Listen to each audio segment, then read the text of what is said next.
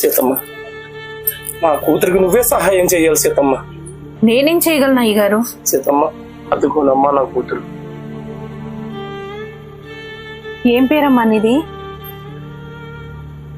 సీతమ్మ, తనకి వినపడుతుంది కానీ మాట్లాడలేదు. ఎందుకంటే నా కూతురు బతుకున్న శవం కాబట్టి. ఏమైందయ్య?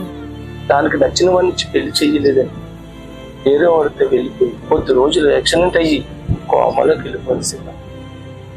కట్టుకున్నవాడు కూడా వదిలేసి వెళ్ళిపోయాడు. డాక్టర్ని పెట్టి షార్ట్గా వైద్యం చేయిస్తున్నాను.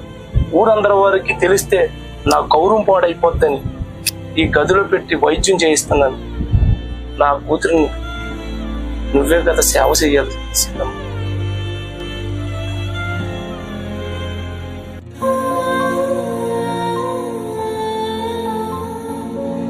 ఆడబిడ్డకి ఈ తండ్రి అన్ని సపాలు చేయలేడు కదా బాబు. మీ అమ్మకి 10 సంవత్సరాల పరిస్థితులు వచ్చాను బాబు మీ అమ్మగారి దగ్గరికి.